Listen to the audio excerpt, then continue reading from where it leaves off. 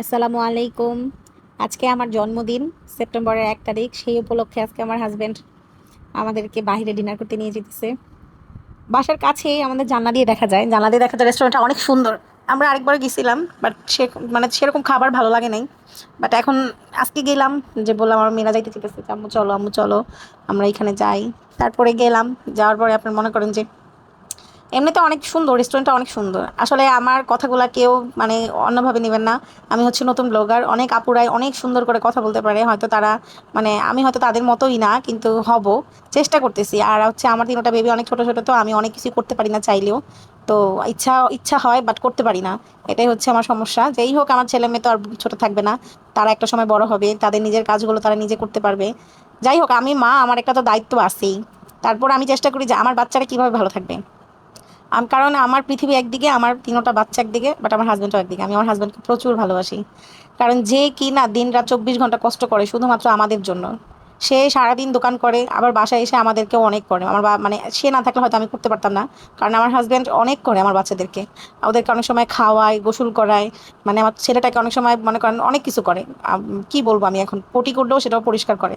তো যাই হোক, আমার হাজব্যান্ডকে আল্লাহ যেন হায়াত দেয়, সবাই দোয়া করবেন। হয়তো সবার ভাগ্যে এরকম হাজবেন্ড জোটে না, কিন্তু তার একটা প্রবলেম কি জানেন? তার একটা প্রবলেম আছে, আমি যখন রাগ করি, ঝগড়া করি, তখন সে আর কিছুই পারে না, চুপ করে থাকতে পারে।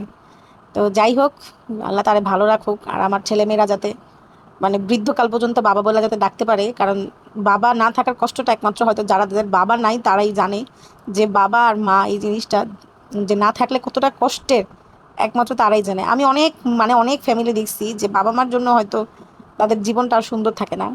কিন্তু আল্লাহ তালা যেন প্রত্যেকটা এতিম বাচ্চারা যেন ভালো রাখে, আমার শুধু একটাই আল্লাহর কাছে চাওয়া। আর আমি অনেক মানে আপুদেরকে বলবো যে দয়া করে বাচ্চা হয়ে গেলে যাতে কোনো আপুরা ডিভোর্স না করে। হাজব্যান্ড অনেক খারাপ, বাট চেষ্টা করেন, মানে আল্লাহর কাছে বলেন যে আল্লাহ যেন সব ঠিক করে দেয়। কারণ বাচ্চা হওয়ার পরে একটা বাচ্চার বাবার খুবই প্রয়োজন, আবার একটা বাচ্চা হয়ে গেলে একটা মায়ের খুবই প্রয়োজন। যেমন মায়ের মায়ের কাজ কাজ করে, সেরকম বাবা বাবার কাজ করেন। তাই বাবা মা উভয়পক্ষে দুজনেরই দরকার একটা সন্তানের জন্য।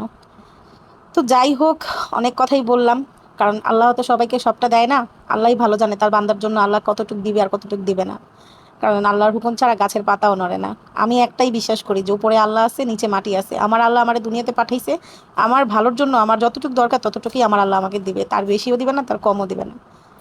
যাই হোক, সবাই দোয়া করবেন যে আমার ছেলে মেয়েগুলো আমি যাতে ভালো মতো মানুষ করতে পারি, আমার স্বামীর সাথে যেন বৃদ্ধকাল পর্যন্ত আমি সংসার করতে পারি। কারণ আমার আর অন্য কোনো কিছু চাওয়া পাবার কোনো কিছু নাই। এতটুকুই আমার আশা, যে আমি আমার ছেলে মেয়েগুলো মানুষ করব। আর আল্লাহ পাকের কাছে আমার অনেক মানে আমি হয়তো সারা জীবন আমি আল্লাহর কাছে যদি সেজদায় পড়ে থাকি, তারপরে মনে হয় কম হবে, যে আমার আল্লাহ আমার এতটা দিছে, অনেক দিছে আমার আল্লাহ। আমার আল্লাহ যে আমারে মানে দুইটা মেয়ের পরে তৃতীয় নাম্বার সিজার হওয়ার সময় যে আমাকে একটা ছেলে দিবে, এটা হয়তো আমি কোনোদিন ভাবিই নেই। আমি ভাবছি যে আমার বোধহয় আবার একটা মেয়ে হবে। তো যাই হোক, তিনটেই তো একটা মেয়ে সিজার হয়, আরও বেশিও হয়, তবে সবার ক্ষেত্রে হয় না। কারণ আমার খুব প্রবলেম হয়েছিল, এটার জন্য আমি আর বেবিও কনসেপ্ট করতে পারবো কিন্তু নিতে পারবো না। তো আমার অবস্থা অনেক খারাপ হয়ে যাবে, এইবারই আমার অবস্থা অনেক খারাপ হয়ে গেছিলো। তো যাই হোক, সবাই দোয়া করবেন। তো রেস্টুরেন্টে আসলাম, আমার মেয়েরা তো বালতির খাবার দেখে পুরাই ফিদা, বলতেছে বালতি নিয়ে যাবে বাসায়। পরে বলতেছি যে আম্মু না, বালতি তো নিয়ে নেওয়া যাবে না, তোমরা খাবারটা শেষ করো।